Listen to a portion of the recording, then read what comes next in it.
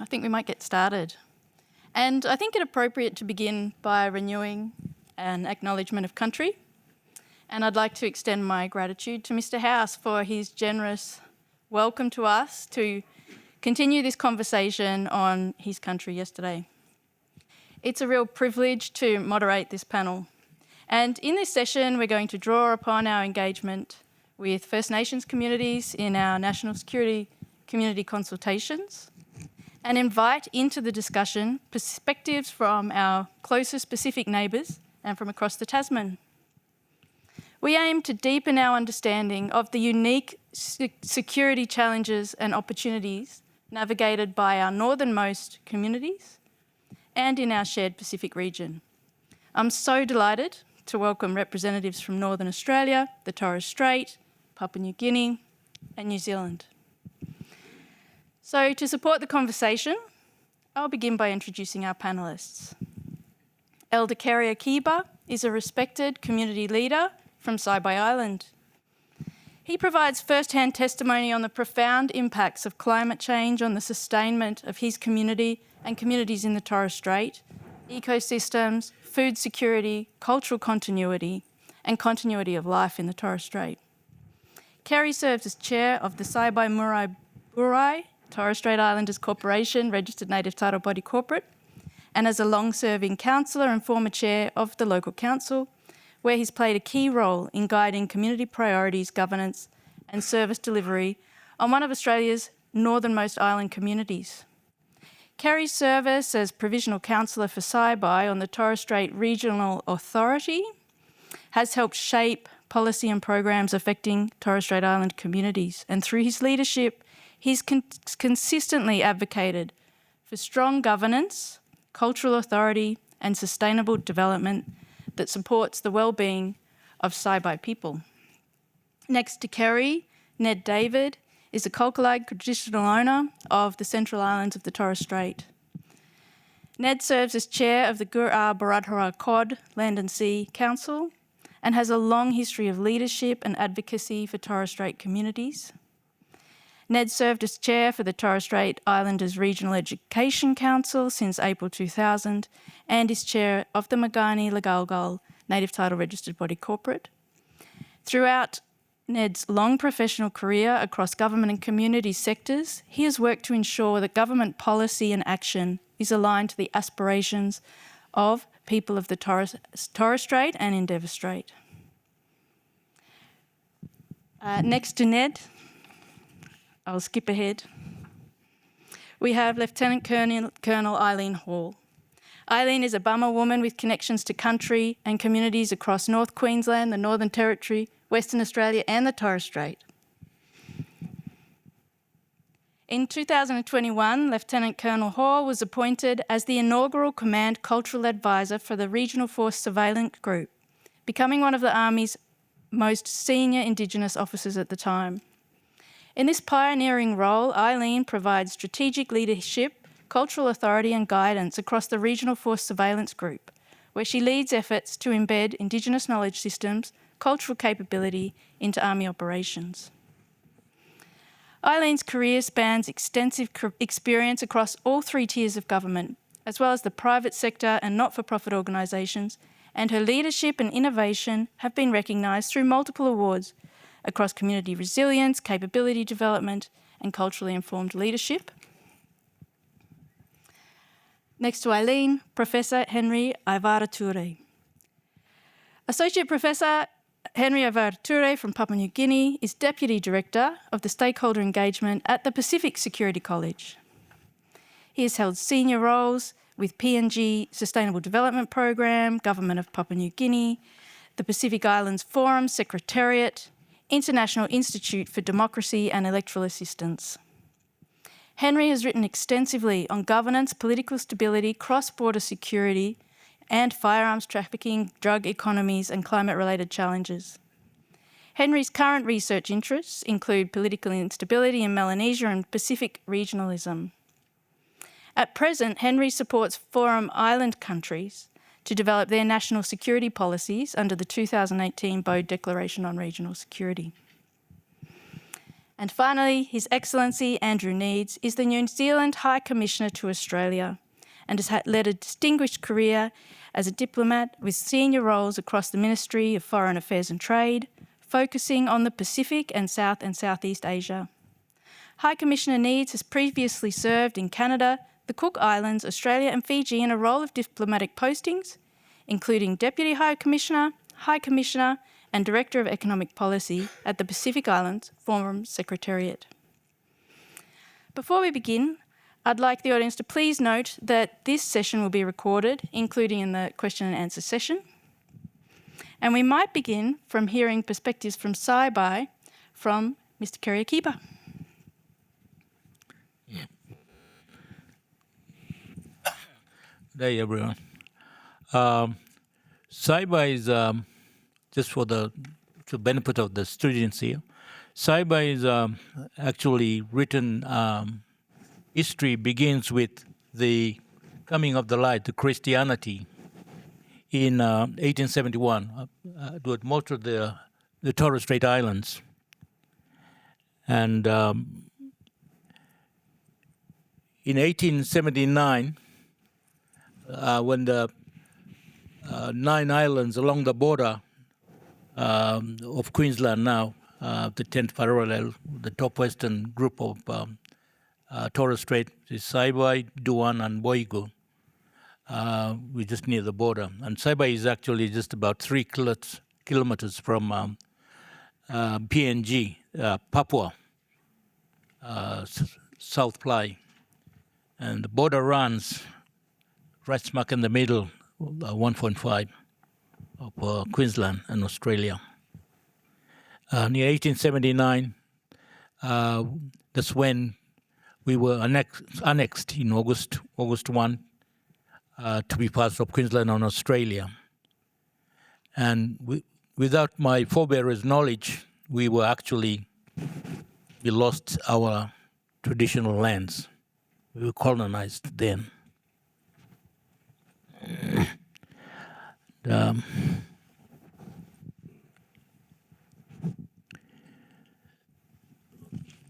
Just to give you the location of Saibai itself, it's located in the top western Torres Strait, north of the Australian mainland and south of Papua New Guinea. One of the top western group of Torres Strait Islands, Saibai, Duan, and Boigu. 4 kilometers from nearest village of Sigabadra, one of the treaty villages. The current population is about 480, and it fluctuates, especially during Christmas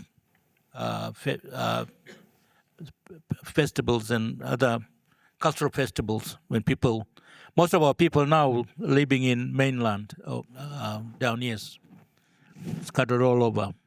And some of them are on Seychelles, on Cape York, and Bamaga. They moved to Seychelles and Bamaga when there was, because there is a tectonic plate runs from Indonesia, smack in the middle of Owen Stanley Ranges. And there must have been a tsunami. So they moved to mainland, Cape York, Seychelles and Bamaga. So we are only about 480 now, the population on Saibai. Like I'm saying, it's fluctuate.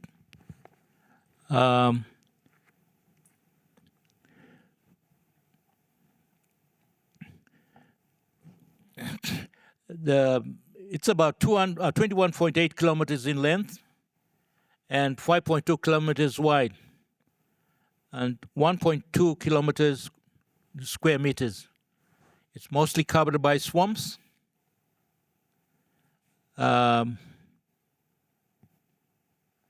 The highest point on Saibai is 1.7 meters above mean sea levels and prone to flooding during the wet season, which usually coincide with king tides. Highest astronomical tide level is approximately 3.86 meters. And you must have heard that we've currently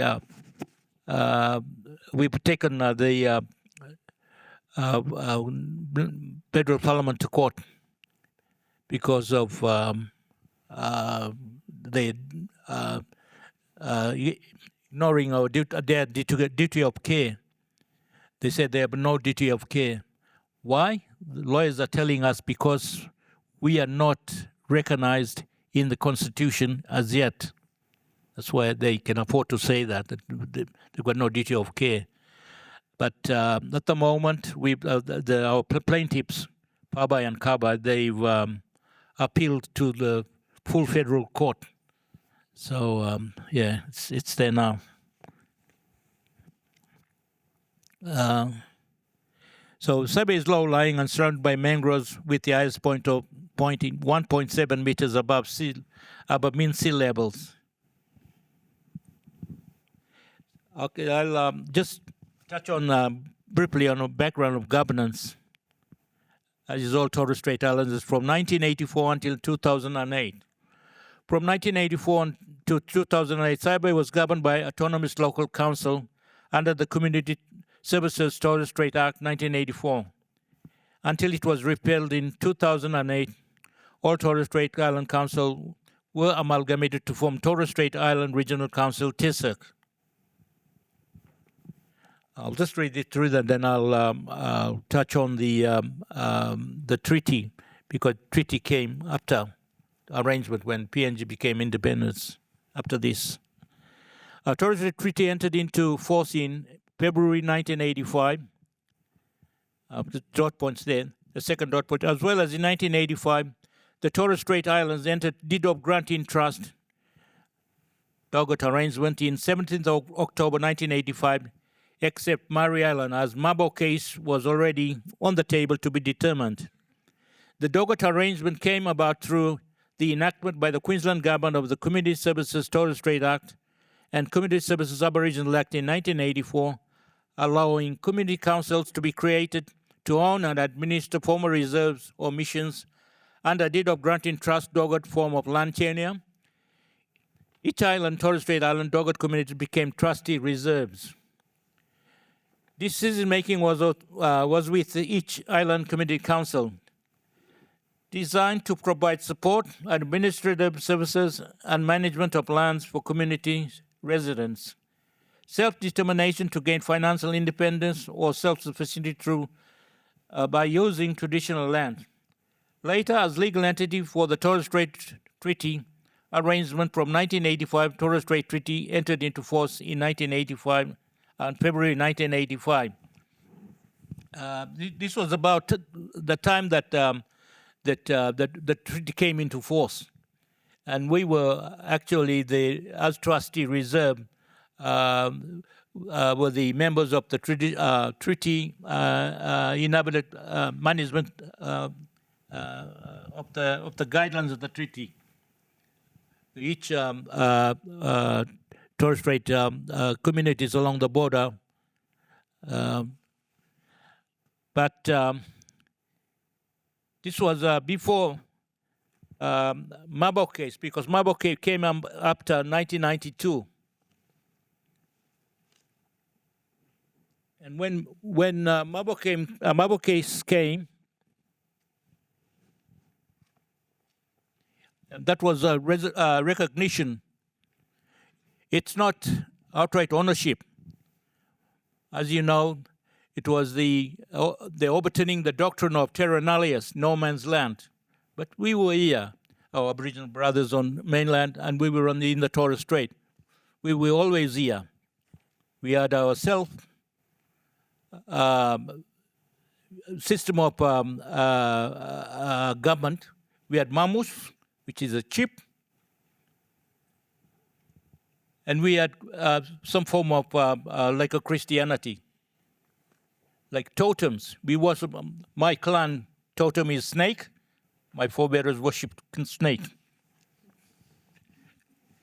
Yeah. Mabo case came in 1992. And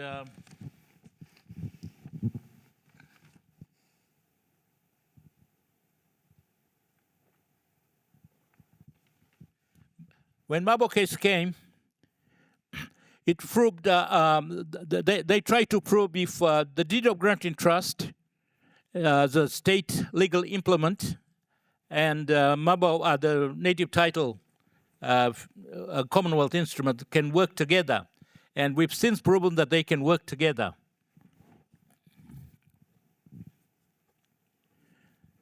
However, since amalgamation of council, the trustee went over to the amalgamation of council with this traditional Torres Strait Island Regional Council now.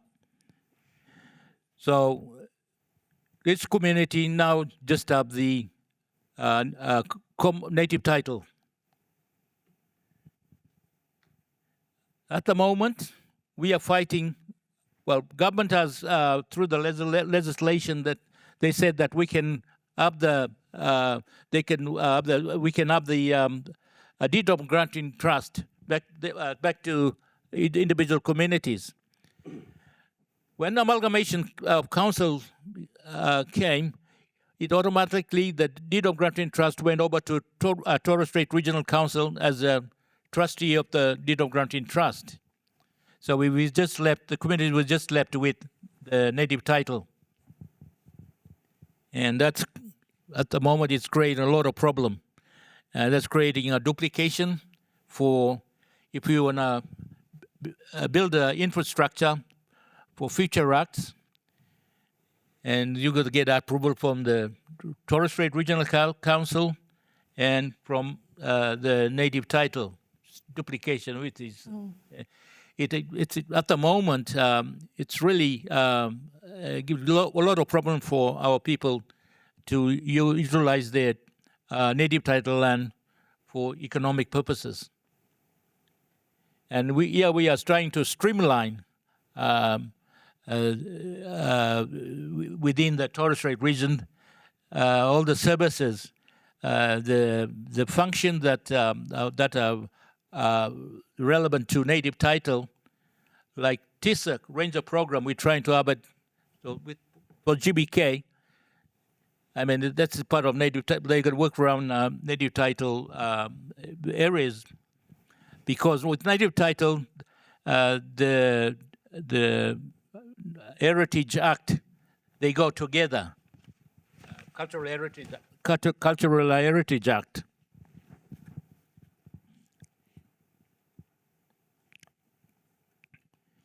Yeah, I'll just so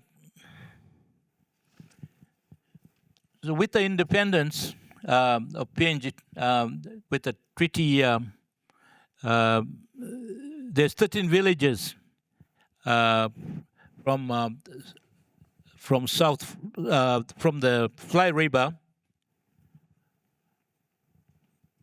to Bulla, next to the West Syrian border there. What you call that? Moed, to Moed there. It's good. From Moed, Bulla, Maris, Zarai, Tayas, Buziber, Sigabadora, Mabudawan, Olmawata, Ture Ture, Kadawa, Katatai, Parama, and Sui. When PNG,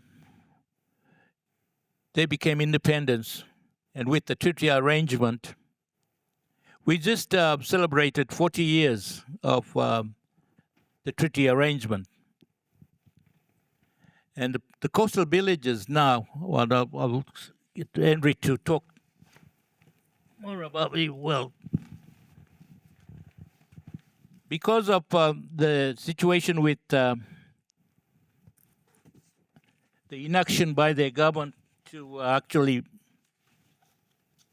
the treaty villages, the circumstances over there are really dire. And what's happening is forcing them to go into illegal activities, and it's impacting on us. The South Fly has really been ignored by the government, and you can't blame, they have to survive, which is sad. I've got connections when there was skirmishes. We were going over, they were chopping our head, we were chopping their heads before coming to the Christianity. They kidnapped one, a girl from over there, I'm product of that, from the village of Boigu, a place called Guya. And I'm product of that. It's really, for me, it hurts me when they suffer across the border. It's an inaction by the government. And the village just where my ancestor was from, Sigabadar, they can't do, like on Saibai, they can't do traditional gardening now, because during high tide, their gardens are underwater, like on Saibai. They stopped as well. It's really sad fact. They can't put a highway from the administrative setup, like from where the big cities are, towns are, because the South Fly, Henry will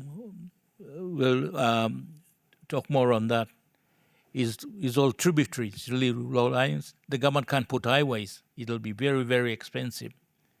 And the South Fly, the treaty villages are really suffering, and they have to survive, and they're resorting to illegal activities, fishing.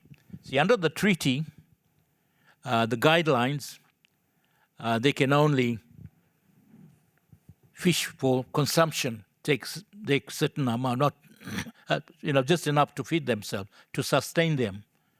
They can't do commercial fishing. And in our native title, the areas around Saibai and within the landmass of Saibai itself, and the uninhabited, 3 uninhabited islands, in fact, they are under my clan. Before they can fish for consumption, they should get prior approval. And even the areas that are accessible, that they can access, they can still, they still can get approval from the traditional owners, us. But they're not doing it because they have to survive. And the people that should be monitoring them are on TI, especially the fisheries, the Commonwealth fisheries. And they've got no access to vessels. They rely on the state police boat, which goes over in their routine rounds, maybe monthly, maybe 2 months. We've got officers there. We've got border force monitoring officers. Have no compliance powers. Compliance like detain and apprehend, and local state liaison of police officers. No compliance, no powers to apprehend, detain. They are only eyes and ears. Essentially what they are. That's what, since 1984, when we got our self-management and was taken out from individual islands, and it's taken out from us to form a regional amalgamated councils. We were crying then for compliance power for our officers. And the chair, Malu Lama, it's 40,000 square meters of ocean.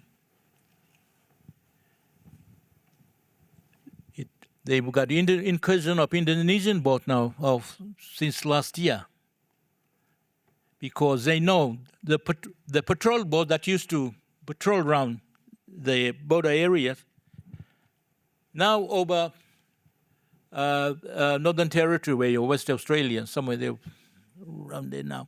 And the Indonesians now, they're coming in their junk boats to where we are, to the Torres Strait, right next to Duwan, the island next to Saibai. There's choppers, but this is an ocean. And we only dots on the, it's like, it's not one landmass.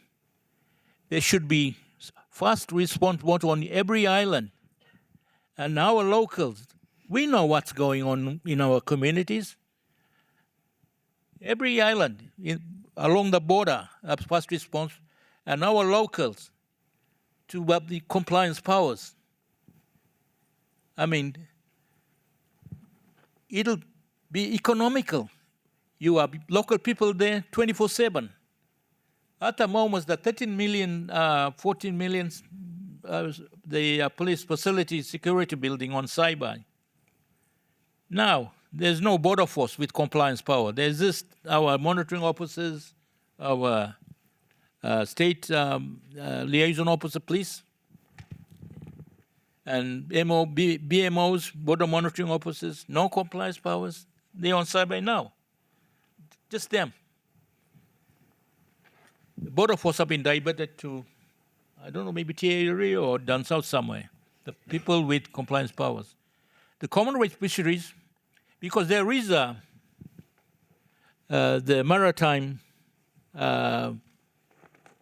innocent passage, even through the protected zone. Under the treaty, there is a pre-movement, but we've got no people to monitor them. You don't know what they're carrying. Kerry, I might jump in, and I'll leave it there. please, would there be something you'd like to finish on? Yeah, well, I'll finish. We need our locals. At least they'll be there 24/7 with compliance powers of detain. And look, thank you. I think you've painted such a good picture of this shared history and the experience of local people in trying to negotiate a really complex regulatory environment and a really complex set of risks and vulnerabilities associated with living in the very far north. So we'll move along to Ned. Thanks, Pascale. Devi kira wabim kapuguiga nitamura lakapasin pool house la kaima pasin mura nanawal mura nambri kuikumabaigal. Just want to say thanks to the ANU National Security College for the invitation to be here. Give a special mention to Sally and Pascale for having both Kerry and I here from our little patch in the Torres Strait. And of course, hopefully we do provide, something of value and contribute to the greater conversation around national security. I guess from my brother here, Kerry's given you a bit of an insight into what life is like on Saibai, probably one of the most northernest points in the Australian footprint. And hopefully I can probably elaborate on a couple more things in setting the context for our region. So what you've just heard is basically, I think what's become a daily occurrence now for us in our region. So the context is as such. We live in probably the only part of the Australian setting that borders another sovereign nation, potentially two sovereign nations. And I'll challenge Pascale's opening commentary about our closest Pacific neighbour, because I think the closest Pacific neighbour is Papua New Guinea. Didn't mean to do that, by the way, sorry. That's what I meant. But And our history, as many would know, and I think Kerry's touched on a couple of really critical points in terms of our recent history. The one obvious one being, I guess, where Eddie Mabo challenged what the rule of the law was at the time and convinced everyone that actually it's not terra nullius. People have been living here for quite some time, and of course we do have a form of governance and a set of rules and principles that we abide by. And that's certainly for us. Can I just so in terms of current dramas we're all facing, just checked this morning with my people back home. It's $3.70 a litre fuel at Murray and at Saibai. I don't know if you knew that. So it's gone up from $3, Kerry. We've been told multiple times over a number of meetings, forums, conversations, academics, people from both within government, state and Commonwealth that our patch, as we call the Torres Strait, is probably one of the more complex areas, not just in this nation, but globally, where there are so many lines that riddle through our islands that determine where jurisdiction are, where rights and interests are protected for Papua New Guinea, where rights and interests are protected for Australia, and interestingly enough, where rights and interests of the traditional inhabitants are protected, which generally either take second or third place in terms of the hierarchy. Kerry's touched on a couple of things around how, over the course of the last 40 to 50 years, our engagement, our interaction, our involvement in conversations, forums and discussions around treaty principles and rules, which I would consider to be incredibly tokenistic. Rules and principles that are made that impact our daily lives. Now, for those who are still not aware, we're actually in Northern Australia. We're actually part of Queensland and part of Australia. And sometimes we don't necessarily feel like we're treated as such. So the most recent example is the recent incursions of foreign fishing vessels from Indonesia. That's on a scale that we've never experienced before, certainly not in my lifetime. We do understand that, history will tell all of us that the Macassans, the traders, that particular route has been, visited by, people from that region for eons, but not on that scale and not recently. In terms of national security and in terms of the response to address that, we felt incredibly vulnerable. We felt ignored, and we certainly felt that, we weren't respected with the rights and interests as most Queenslanders and Australians deserve. Now, we're talking about an incursion where people have come ashore on some of our communities. We have absolutely no idea what they might have in terms of, whether they have some sort of illness, or whether they were armed with machetes or weapons. And the response to that was, not 24, 48, not 3 or 4 days, but quite a long time until someone turned up. So this goes to, a number of things that we spoke about in the last couple of days.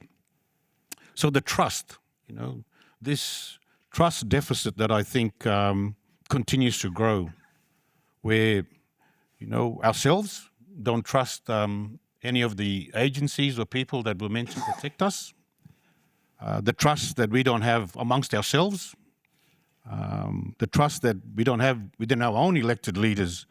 And I think, this is, all this combination, I think, is the recipe for, what I have been saying lately about we're ripe for the picking. By that I mean, opportunists, outsiders, who can see that as a way in to do all the things that are wrong, all the things that challenge our existence, all the things that are illegal. Now, I am on record as saying this is probably the most porous border of this country. And I stand by that comment. Because we have seen, and as Kerry has highlighted, we're on the ground 24/7. We see what happens. We see who comes and goes. And the increase in illegal activity, the increase in people smuggling, the increase now, I think, in terms of, people bringing in drugs, etc., the route that's coming in through to Australia, we see that. And our context as such, where we're probably, the most expensive postcode in Queensland or Australia, all the boxes that you tick in terms of remote Indigenous communities, low employment, health issues on the rise, that I think, provides you, I think, a setting where people start looking, to be engaged in other activities that can put food on the table. Most of you will be aware across this. People then resort to being part of some of these activities. Our people, our young people. So, I'm glad that we're invited here so we could, put a spotlight on this for our region, because as you can imagine from that map that we see in the main room where we are, How far are we away from Brisbane? And how far are we away from Canberra, where all the big decisions are made? So jumping onto Kerry's closing commentary around giving our people on the ground some authority and some powers to be able to do things. I think that is only a part, of the answer. And look, we need to be, absolutely sort of clear about, having expectations in this space. That ain't going to happen overnight. But I'm glad the conversation started. I'm glad that we're in the capital. We're in, one of the most prestigious universities in Australia. Well, not from some of the stories I've read in the papers lately, but I can't believe I just said that. Apologise for that. So much for trust, right? But I think we've raised that, and I think it's important that that's on the table going forward. Now I want to close with a couple of things just to complete the context for our setting. So I think our population is probably 7,000 or 8,000. We have a large number of transient people, coming in, flying in and out for work. But in terms of presence of government, there is no other community, I reckon, outside of Canberra and Brisbane that has more presence of government. I stand corrected, but I do believe we're one of the only island communities on the coast that have the presence of Border Force, DFAT. It's been around for quite some time. I believe every single agency that the state government has is present in our community. So why I state that is one would think the presence of all these agencies that we would have everything all lined up, we would have all the rules in place, and we would be incredibly protected. That's not the case. Yes, so. Look, Ned, I want to thank you for today, but generally for the way in which you really go straight to the heart of the issue, and you're always so frank and fearless in the feedback that you give, and for joining the conversation and bringing us here today. Something that surprised me that came out of the community consultation work was the appetite in Canberra to hear these messages directly. If there's one thing that you want national security community members, policymakers in the audience to take away to work more effectively with traditional owners, what would it be? So I've said this a few times, and I don't shy away from it. So our context, for all the reasons that Kerry's touched on and that I'd like to think that I've outlined, is unique for all those reasons. It's the only part of this country that borders a sovereign nation. It's the only part of this country where there's an international passageway that runs through. It's the only part of this country that has a protected zone joint authority that comes underneath the instrument between Australia and Papua New Guinea called the Torres Strait Treaty, which I believe is incredibly disingenuous. So as a consequence of that, I do believe we would need rules and laws that are developed for that context. The solutions that we ask for will only be for that context. If you try anything else that works south of the Torres Strait, it ain't going to work. And I know that's an incredibly big ask for the state and federal government to consider, but I do believe that for all the things that we've done to contribute to this country, we sent, 800 plus members of our community to the Second World War, the largest any community in this country has sent, most volunteers, most severely underpaid. We've contributed to the economy of this country, to the pearling industry from the 1800s onwards. That's propped this country and state up. So I do believe, given all the things that we've done to contribute to Australia, we deserve a little bit of reciprocity and maybe, some special consideration. Thank you. Excellent point. We'll pass along to Eileen. Yo yaladanga and Eileen, Ningata Bupuwangamonis Cape York. So my name is Eileen. My mother is First Nations or Indigenous or First People. My father was an Irish immigrant. So my background is I grew up in, back then it was called a mission, Hopevale Mission. It was a Lutheran mission, and then I used my time between there and Wujal, which was the second Lutheran mission. It then transitioned to reserve. And then, like Uncle there mentioned, you can see that different policies then change them. Oh, now you're going to become a community council. Then you got to, then we want you to become local government. So I was a CEO for local government at Wujal, 2016 to 2019. One of the biggest challenges and the points that I really wanted to pick up on, particularly what Uncle was talking about, and also other small uncle here, is around the challenge around the different legislations. So as the CEO for council at the time, I had over 242 normal legislations that I was responsible for. Then I've got Community Services Act responsibility. So we used to do everything from womb to tomb, run childcare, bury our loved ones, run all these other things. But then I also had to try and do rubbish and roads, but I didn't have a rates base because of the tenure. So the big challenge for a lot of our First Nation areas is around the legislative and regulatory requirements and the environments, but also understanding access to country.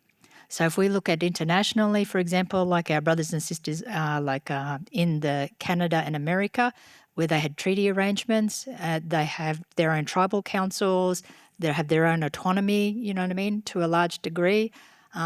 But now we're starting to see even those treaty arrangements, they're trying to roll back and make them become like local government. Why does that become a sticking point? Is because you change the access of the tenure. So suddenly they've had dispossession in terms of changes around, we're going to remove them and put them in all these reserves and missions, but we'll have a treaty arrangement with them. Now they're trying to change it into local government.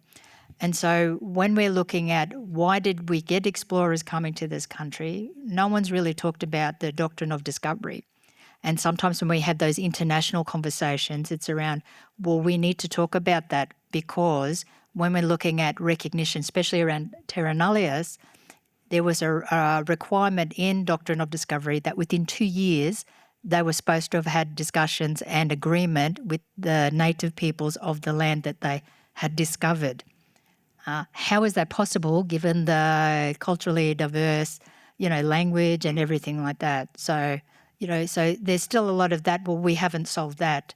So for a lot of First Nation mob, it's about we need to sort that out first because we need reparation around that understanding, which makes my role very interesting in defence. So I'm First of Trade, what they call First of Trade, Command Cultural Advisor.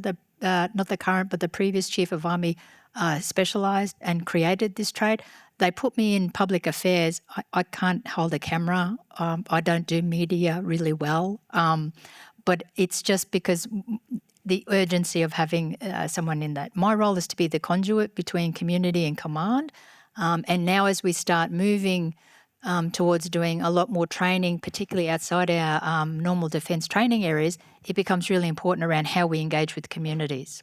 So Torres Strait is very unique because it is a major shipping lane. It has all these other maritime and other requirements. You've also got traditional owner requirements. It's very, very complex. Then when you look in particularly our area, which is the whole top end, 52% of Australia's land mass, you've got other communities that have on-country, sea country requirements. And so when we're trying to do negotiations in that space, and particularly with native title holders, it's a different way we do business and it needs to change.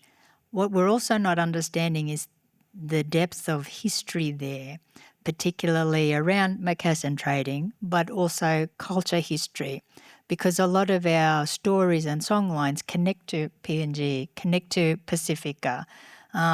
but also historically because of business that was done back there. So especially for east coast of Australia, even down to Sydney, you had a lot of that blackbirding that occurred.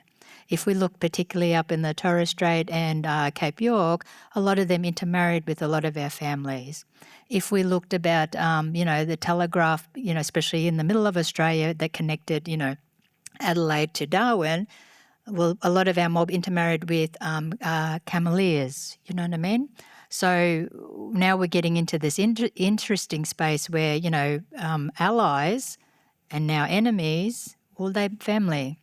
So some of our language groups don't have a word or may not have a word for friend, but in defence we talk about mateship, Well, either you family or you go into the stranger box, which makes it really hard when you're trying to do negotiations, particularly around working together. Trust is really important, but also is around how can I place you? So when we run community engagement in community, we talk about key leadership engagement. I might put on a community barbecue, want to go yarn with people. No one turns up and we'll say, there's no interest here. It's not an interest problem. The issue is around relational. That example about Sabai when they were moved onto mainland there, NPA area, that is the first time really you could see around migration with dignity. Because mainland area, then mob had to support them coming in. So Muti Head, that area there, that was the area that was said, you can stay here because we recognise you, culture way.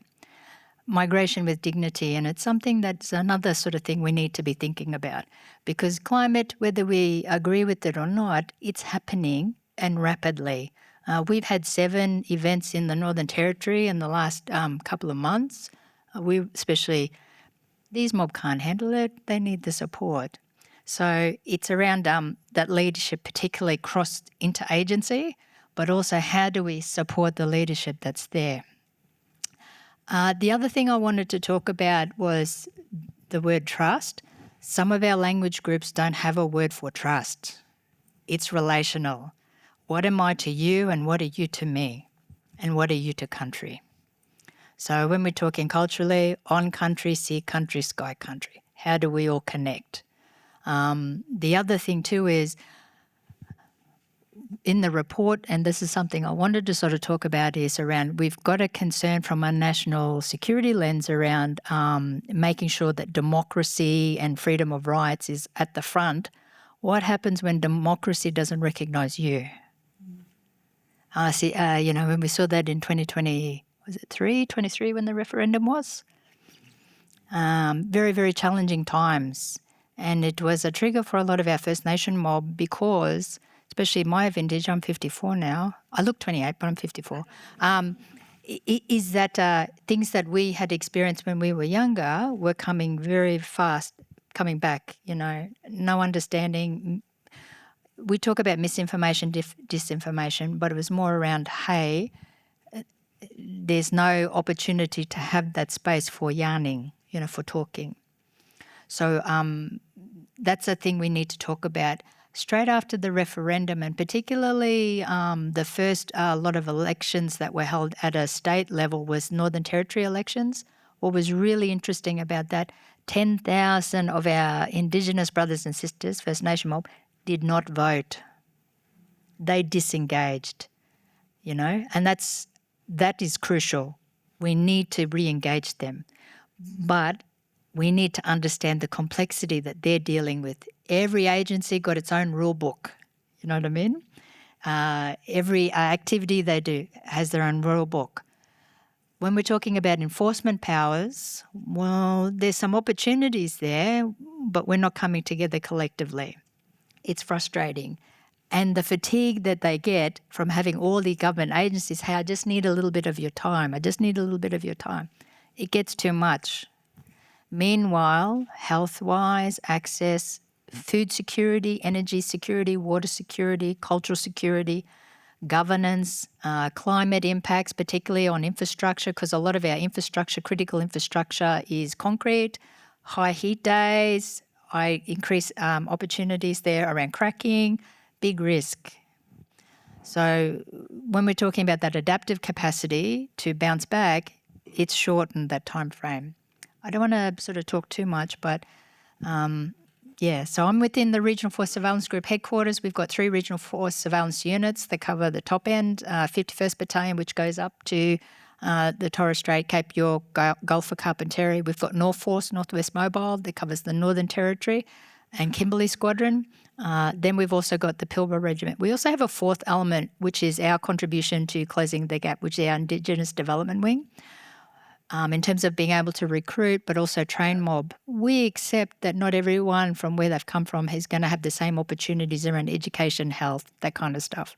Because we know literature tells us, research tells us that where you live will be a determinant of how long you live. Where you live will be a determinant on your interaction with the justice system. Where you live is also going to be a determinant, in terms of your ability to be able to navigate Western ways. So we do the waivers in terms of being, health, education, those kind of things. We offer them a 17-week course. We call it the Army Indigenous Development Program. Some of you might have known the old one, Defence Indigenous Development Program. During that 17 weeks, they get paid a wage. They come to Darwin or Kapuka, and they get a mainstream education that brings them up to grade 10, or, if they want to go further, we'll support them. They don't have to join Defence. It's not a requirement. We'd love them to join Army, but some of them go on to Air Force or Navy, or sometimes they go back to community, or they go on to other things. It's just that circuit breaker. We need to be doing something for our young people. Literature tells us if those communities that don't, or countries that don't have a strong youth strategy, and we're starting to see internationally now, you've got countries there that youth unemployment is around 60 to 80%. That's huge, okay? If we don't engage them, we lose them, and they're at high risk for other things. The other thing that I raised yesterday was around familiar links and culture links. We're now starting to see, particularly for drug cartels, it's happening in the States. We're starting to see it in Pacific, Oceania countries. We're definitely starting to see it coming through, here in Australia. So culture is a connector. Culture tells us how to do business on country. Culture is also the respectful truth we should be all interacting. Okay, I'll pause it there. I'll wait for questions. Thank you so much, Eileen. And I'm not going to ask my question, even though I'm dying to, because I really want to give the audience a chance to ask you guys questions, and I'll pass it straight on to Henry. Thank you, Pascale. The topic that we are talking about, shared history, shared seas, First Nation and Pacific neighbours, I think is really rich in history, and we can use that history to draw on it to guide us going forward. So I will try to answer this session's question in 5 parts. 1, what are our shared seas and ocean? What are our shared security challenges? Most of you may have had them already, but I'll just re-emphasize it. And what is our immediate security challenge? And what is the Pacific Islands doing about security in these seas and ocean? Ocean, I mean the Pacific Ocean, right? And finally, what we should do. And I think some of the recommendations have already come up from the discussion, so we can take that forward from there. Now, Australia and First Nations people have a deep and strong historical and cultural connection and ties to the Pacific through 4 seas, namely the Timor Sea, the Arafura Sea, the Torres Strait, the Coral Sea, and of course, the Pacific Ocean. Australia and the 4 nations are also connected by the South China Sea, the Indian Ocean, and the Southern Ocean, making Australia a very big island. Now, Australia's northern neighbors, Papua New Guinea, Timor-Leste, and Indonesia, are separated by a stretch of narrow water. For example, as we heard, the Torres Strait Island of Boigu and Saibai are approximately 3 kilometers from the Papua New Guinea coastline of the Western Province. Saibai and Boigu are geological extensions of the Western Province. I have worked in the Western Province. I've traveled that length between the border of Indonesia to Daru.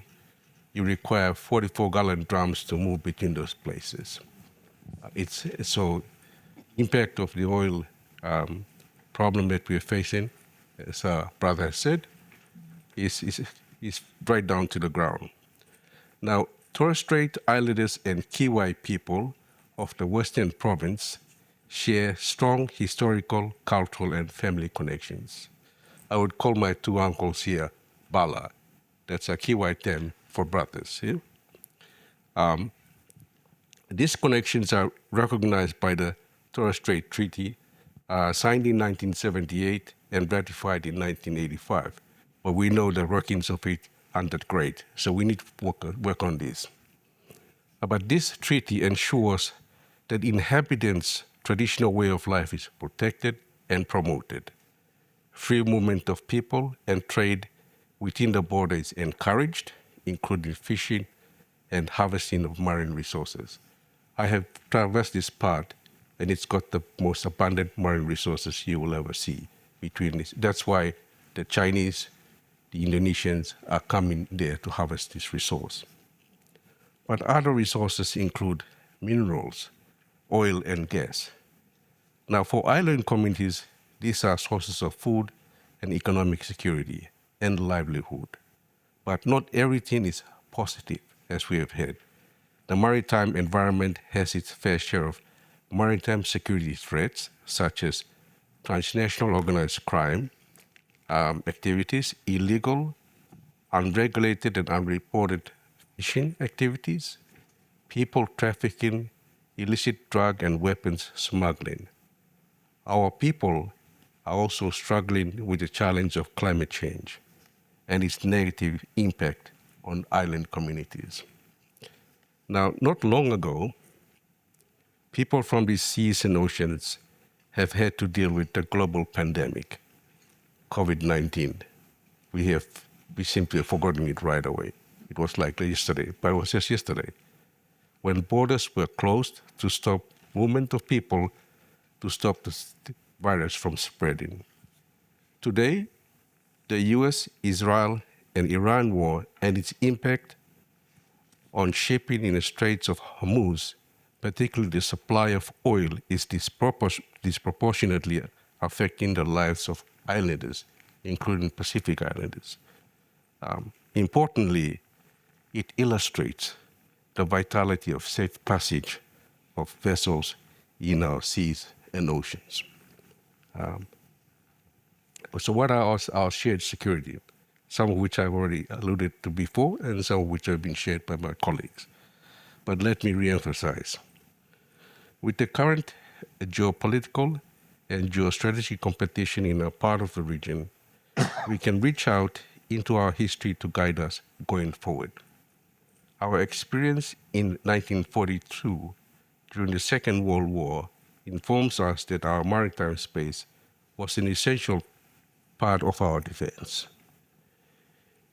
It revealed invaluable lessons about defending the sea lanes of communication, particularly those vital to the supply lines in the South Pacific.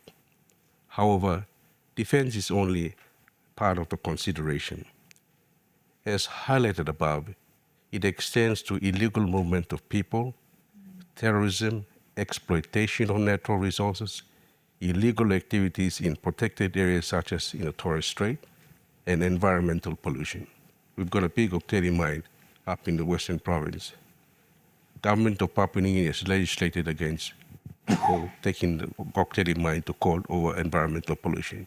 So that pollution is going to seep down into the South Fly, and its impact is enormous. I have actually, because I used to work for PNG, Sustainable Development Program, which at one point owned Octedi, I've actually seen the whole thing from production to shipment of ore and the impact it has on communities. But as a mining operation, it only benefits people within the mining corridor. People outside of the mining corridor won't benefit from such mining activities. So more needs to be. I was going to the areas that I think where Australia has done quite a bit and which needs to be done more, is its patrol program, which is produced services the Pacific, and also the current Pacific Policy Initiative. These are areas that more could be done to care for its Pacific Island and Torres Strait First Nations people. Building alliances and developing interoperability capacity of our defense and law enforcement capabilities enables us to prepare and tackle unwanted incursions. Let me just put it there, unwanted incursions. Australia's historical relationship with Papua New Guinea, which is now reaffirmed by a forward-looking defense and strategic arrangement in 2025, known as the Pokok Treaty, and most recently, Australia and Indonesia Defense Treaty on Common Security signed in February 2026, amongst others, are positive steps in defense preparedness. We must be careful and be alert to giving new players in our region a foothold in our part of the turf. There have been examples in the past, but let me just say, let's be very careful about giving new players a foothold in our part of the region. Our immediate security challenges, so immediate and collective security challenges. Our immediate security challenge, among others, is climate change. Like many low-lying Pacific Island countries, such as Kiribati, Tuvalu, and the Republic of the Marshall Islands, climate change is an existential threat. It is also an existential threat for Torres Strait Islanders.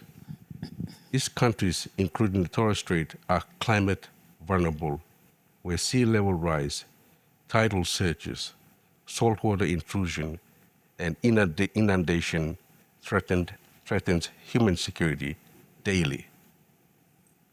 For communities in these places, climate change challenges are security challenges in the present, in the now. Climate change is not for the future, or not to be thought as a problem for the future. In 2018, the Pacific Islands Forum leaders endorsed the Boy Declaration on Regional Security. This declaration identified an expanded concept of security, ranging from human security that includes humanitarian assistance, such as the protection of rights, health, and prosperity, transnational organized crime, cybersecurity, and environmental and resource security, and climate change, of course. It's an expanded concept of security because it looks beyond traditional security challenges and geopolitics. Through the Boy Security Action Plan, Forum leaders encourage Forum Island countries to develop national security policies and strategies. The assumption is that when each Forum Island country develops a security policy, and if these are effectively resourced and implemented, each would collectively contribute to securing the region. Now, presently, 11 Forum Island countries have developed security policies. The Republic of the Marshall Islands is about to complete its security policy in 2026. Work is commencing on a security policy for Tuvalu. Australia and the Federated States of Micronesia and Kiribati are yet to develop their national security policies. Australia and New Zealand are members of this regional body. New Zealand has developed its national security policy in 2023.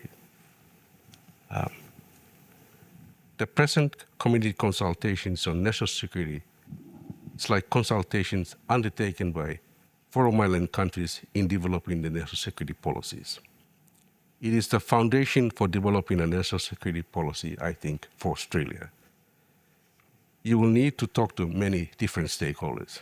So right now you've talked to community stakeholders, but in the islands, we talk to the private sector, we talk to the business churches, we talk to NGOs, we talk to as many people as we can. And from that conversation, we come up with what we think are the key priorities for them. And it's not us, it's not the college, it's the people that we engage from the islands to lead their work that come up with what is their security strategy. So I have with me here a security policy for Tonga, which we just completed, and a copy of a policy for Niue. We had done Cook Islands, but I don't have it with me, but I can maybe show it to our colleagues from NSC. Yes, so what should we do? At the Pacific Security College, we will continue to invest in mechanisms that allow for our people to articulate the security concerns. We will work with Forum Island countries when we are invited, because security policy development is a sovereign matter. So we have to work with Forum Island countries to be invited to work with them and develop the national security policies. But it is not us, Australia Pacific Security College. It's the Pacific Islanders from those countries that will frame and develop the national security policies. We will support the development of monitoring and evaluation frameworks to operationalize and evaluate the success of their security policies. We will support their efforts through training, capacity strengthening, and networking. And we will build collaboration and cooperation with local communities, national agencies, and regional neighbors in their security challenges. So that's my talk. I really look forward to the community consultations undertaken in Australia in the last 2 years, and I'm actually looking forward to where it will lead to. So that's an open question for me. Thank you. Yeah. Thank you, Henry. And I'll pass over to you, High Commissioner Needs. We will finish at 12:10, so there will be time for questions. So you have your full time available. I have my full time. Great. Okay. I had every intention of going to the podium as my natural security blanket, but my erudite colleagues have intimidated me to that extent that I'm going to try and do it from here. Tēnā koutou, tēnā tātou katoa. Tuatahi ka mihi au ki te rangatira o te whenua te iwi nanawal a Ngāmbri. Tēnā koutou katoa. Greetings to you all.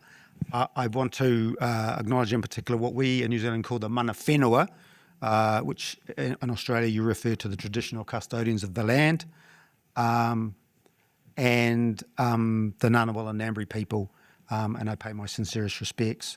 Thank you to the National Security College and ANU for this opportunity. We've already been making connections up in, was it the green room or the blue room or? Green room. Green room. Henry and I have realised that we both did graduate work in Tonga many years ago. I'm that much older, so I did it a decade before you. So we're already trading notes, and I just want to thank my panellists. I've learned so much. I am going to talk about our national security strategy in New Zealand, and I think it's built nicely. And I'm hoping that some of the questions that we get to talk about will include the Indigenous component of what happened in New Zealand, particularly over the last few years. I also, at the start, did want to express sympathy from the people of New Zealand with regard to the Bondi tragedy.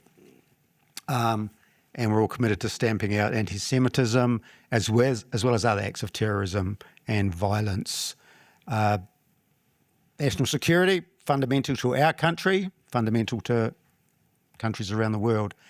Our well-being and prosperity depend on protecting ourselves from threats at home while being able to advance our interests globally. Australia can feel quite small and isolated, but when I talk about a small island at the bottom of the world, I think we're talking about New Zealand.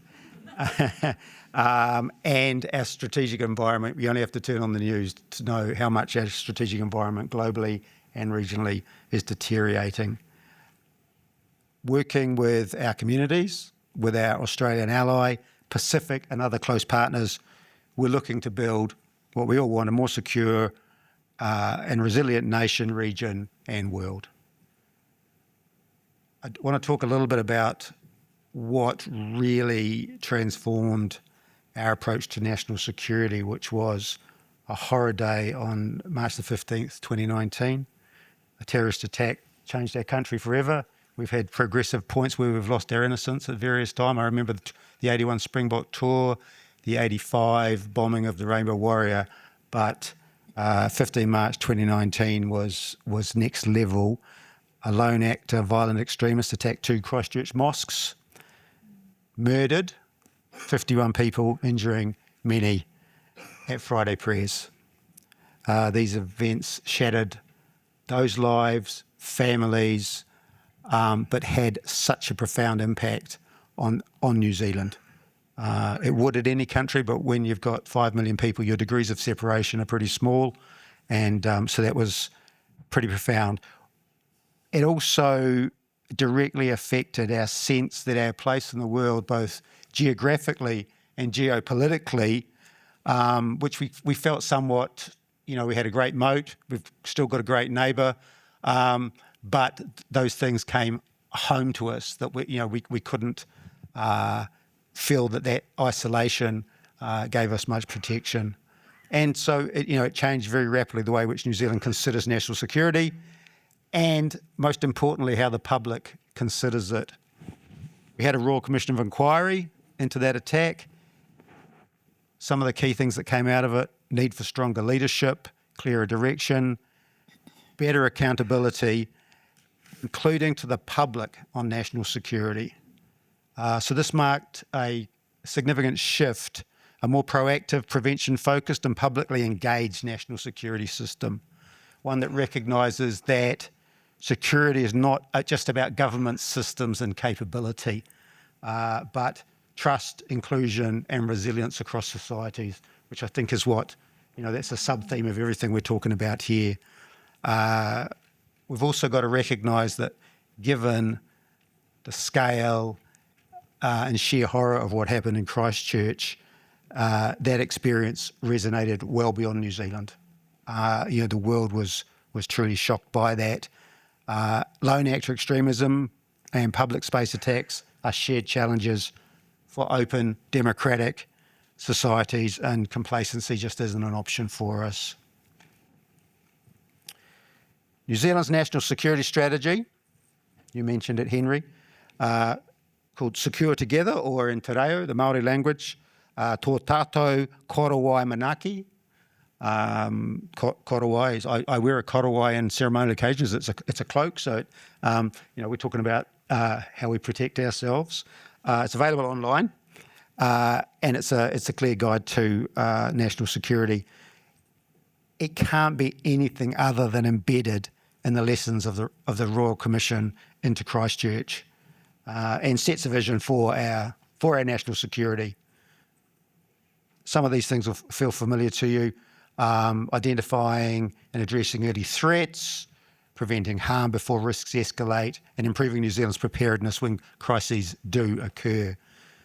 It sets out how New Zealand is responding to complex and increasingly convergent challenges: disinformation, cyber threats, terrorism, foreign interference, economic and border security, and emerging technologies. While the government leads on national security, all New Zealanders have to play a role.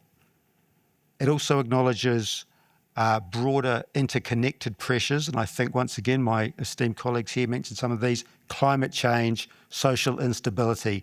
It's a whole, and the strategy coming out of the Royal Commission is very explicit about acknowledging some of those aspects. International partners, very important. Top of the list for New Zealand, of course, is our only formal ally, Australia. Last week, I had the privilege of having my defence and foreign ministers here for their annual architecture-based meeting, which we call ANZMAN, Australia New Zealand Ministers. We also call it 2+2 because we've got Ministers of Defence and Foreign Affairs from both sides getting together. We love acronyms and we love architecture and nomenclature. Anyway, One of the big things that came out of that was something we're calling ANZAC 2035, operationalising the alliance. You know, we've had CDR for 2 generations now, closer defence relations, but the world is changing so much. If you're not moving forward on the sort of relationship that we have, then you risk going backwards. So our defence ministers set out a vision for our defence alliance over the next 10 years with some very clear goals. Focuses on enhancing interoperability, defence industry becomes important, preparedness and resilience, combined operations and exercises, and we're moving on all of those at pace. So integration is a real catch cry for how we work together and how our ANZAC force is able to deter, counter and respond to shared threats. Fundamentally, our alliance is a key foundation of New Zealand's foreign policy. If a New Zealand foreign policy practitioner doesn't wake up in the morning and think about Australia in the first 5 minutes, they're not doing their job. I'm not expecting Australians to do that. I think every hour is plenty for Australian practitioners. And it's my job to keep reminding them of that. So that alliance is critical in safeguarding both nations' security, but also supporting stability in the Pacific and advancing a peaceful, stable and prosperous Indo-Pacific where sovereignty is fundamentally respected. Australia's national security and defence policy's success is a fundamental determinant of ours. And, you know, I'm kind of like a crack record these days about there's so many, you know, the verities that we may have had for many years are now being questioned. But one for me as a New Zealander is Australia remains a touchstone for us. We have to double down on that, both in working together and communicating so we understand where we're coming from. The reality is that no country does more to protect New Zealand's national security and help manage responses from us than Australia. But I would say the reverse is also true. New Zealand provides genuine value across the board in the bilateral relationship. We are truly much more effective when we work together and work together with our Pacific family with regard to shared challenges, and particularly as we project out into the wider Indo-Pacific and into the global arena, including in the multilateral sphere, which is not dead. I don't agree with Mark Carney on that, but it's under severe challenge and we are going to have to work in that space. So I've talked about the Pacific. Australia and New Zealand are Pacific nations and our security is inextricably linked to the Pacific region and its people. Henry, you mentioned the Boy Declaration, which came out of one of the forum leaders' meetings from many years ago. That's a regional security declaration. It talked about or affirmed a Pacific-led vision of security. It puts climate change right up there as a security issue, human well-being as an important security issue, and those are fundamental to regional security, regional stability. So that just reinforces, and we reinforce it every year at every forum, our responsibility to work in genuine partnership with Pacific nations to protect people, sovereignty, and their futures. The Pacific, as I've said, we're all facing sharp strategic challenges, and the Pacific is not inured from that. In fact, I would argue the challenges are greater than they've been since the end of the Second World War. So I mentioned ANZMAN, my acronym of the week. Last week in their joint statement, and they had a joint presser, they reaffirmed their commitment to working in partnership with fellow Pacific countries. And a big part of that is actually supporting Pacific-led regional architecture. It means so much more when it's coming jointly, but with a very strong Pacific lead. And the Pacific Island Forum, it's in my notes, but I believe it. I work there. I consider it is the heart and soul and the sort of the lead policy, and it supports the leaders. So it is so fundamentally important to how we project, come together and project our influence across the Pacific and into the Indo-Pacific. our leaders have called on the international community to engage in the Pacific, but it has to be engagement in a certain way. It has to be with respect for Pacific views, and it has to strengthen regional norms. There has been a real beating of the path into the Pacific, but not all of it has been, in my view, ideal. In fact, some of it has been decidedly suboptimal. So we've got to respond to Pacific-led approaches. And that's a lesson for New Zealand and Australia as metropolitan countries that have the privilege of being a member of the Pacific Island Forum and the associated bodies. Just an advertorial, there's a Transnational Crime Summit in Fiji in May, which has been co-hosted by Fiji and Australia. So sort of Google that or go into whatever AI you use. I just do want to sum up then, because we want to get onto questions. For us, national security sits alongside other significant efforts that aim to improve the lives of New Zealanders as we tackle issues such as building meaningful international partnerships, strengthening social cohesion, and building economic prosperity. I'm going to leave you with a very short whakatauki, which is a Māori proverb, and it really encapsulates the importance of community collaboration with regard to problem solving. No te roro, naku te roro, ka ora ai te iwi, which basically says, with your food basket and my food basket, the people will thrive. It just acknowledges that everybody has something to offer, they've got a piece of the puzzle, and by working together we can flourish. Thank you very much. Thank you so much to the audience for your patience in listening. I would like to extend our deepest gratitude to our panellists, some of whom have travelled out of floods and cyclones to be with us today. Please join me in thanking our panellists.